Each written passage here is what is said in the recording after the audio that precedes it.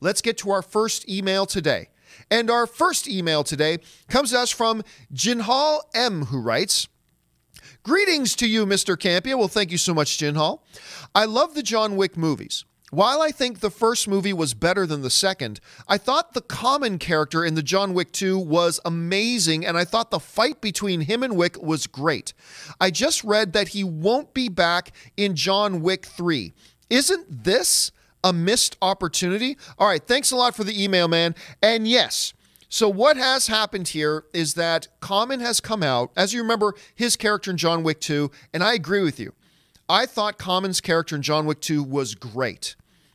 It gave John Wick very much a physical foil, somebody who could really and truly go toe-to-toe with him. I thought the fight was exciting and visceral, and you always kind of, you got something out of John Wick that we never got in the other movies, which is John Wick is legitimately a bit worried about this guy. And that was an interesting thing to see, and I love the way the fight ended. It was so consistent with the character and with the tone of the movie. It was great.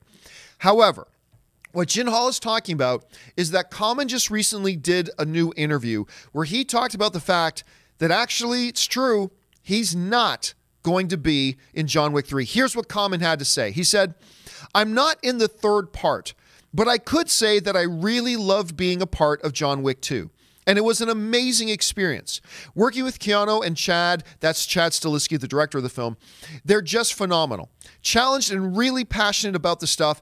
And I can say that 3 is going to be incredible, though. I'll tell you that much." That's coming to us from Common. So what do I think about the fact that Common's not going to be in John Wick 3? Well, I'll be honest with you. I'm a little bummed out. I am. I would have liked to have seen Common in John Wick 3. Like you, Ginhal, I really like the character.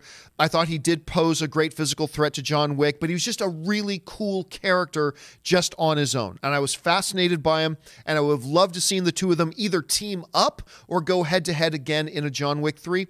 But the reality is this. There really was no necessity there. There was really nothing there that requires, narrative-wise, that Common's character be in John Wick 3. I mean, look, just look at the structure of John Wick 2, right? John Wick 2's story, we were traveling down this narrative path, and then something happened in the narrative path that required a character like Common's to be a part of it, and that was very natural. It was very organic to the story. That worked. Do we need that character back again? Narrative-wise, does the narrative require that character to be back again? Well, on its surface, no. We don't really need him back. I mean, there's really no reason for him to come back here. And apparently, Chad Stahelski's movie doesn't require him as well. So, while on the one hand, I agree, I'm a little bit bummed we're not going to see Common. But on the other hand, look, we've already seen pictures of John Wick on a horse with a gun. That's enough.